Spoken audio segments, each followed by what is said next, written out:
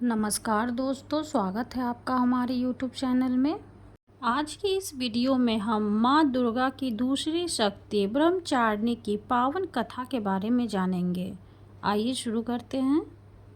माँ दुर्गा की 9 शक्ति का दूसरा स्वरूप ब्रह्मचारिणी का है। यहाँ ब्रह्म का अर्थ तपस्या से है। माँ दुर्गा का यह स्वरूप भक्तों और सिद्धों को अनंत फल देने वाला है। इनकी उपासना से तप, त्याग, वैराग्य, सदाचार और संयम की वृद्धि होती है। ब्रह्मचारिणी का अर्थ तप की चारिणी यानी तप का आचरण करने वाली देवी का यह रूप पूर्ण, ज्योतिमय और अत्यंत भव्य है। इस देवी के दाएं हाथ में जप की माला है और बाएं हाथ में यह कमंडल धारण किए है। पूर्व जन्म में इस देवी ने हिमालय के घर पुत्री रूप में जन्म लिया था और नारद जी के उपदेश से भगवान शंकर को पति रूप में प्राप्त करने के लिए घोर तपस्या की थी। इस कठिन तपस्या के कारण इन्हें तपस्चारिणी अर्थात ब्रह्मचारिणी नाम से अभिहित किया गया। 1000 वर्ष तक इन्होंने केवल फल फूल खाकर बिताए और 100 वर्षों तक केवल जमीन पर रहकर शाक पर निर्वाह किया। कुछ दिनों तक कठिन उपवास रखे और खुले आकाश के नीचे वर्षा और धूप के घोर कष्ट सहे। 3000 वर्षों तक टूटे हुए बिल्व पात्र खाए और भगवान शंकर की आराधना करती रही।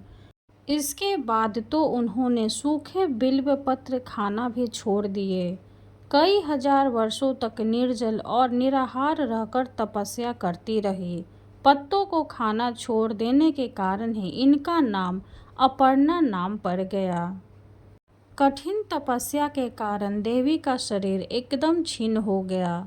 देवता, ऋषि, सिद्धगण, मुनि सभी ने ब्रह्मचारिणी की तपस्या को अभिभूतपूर्व पुण्य कृत्य बताया, सराहना की और कहा, हे देवी, आज तक किसी ने इस तरह की कठोर तपस्या नहीं की।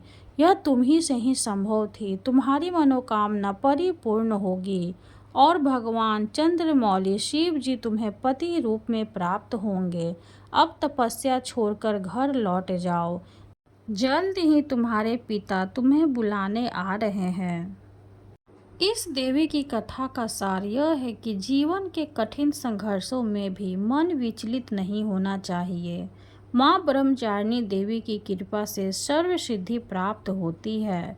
दुर्गा पूजा के दूसरे दिन देवी के इसी स्वरूप की उपासना की जाती है।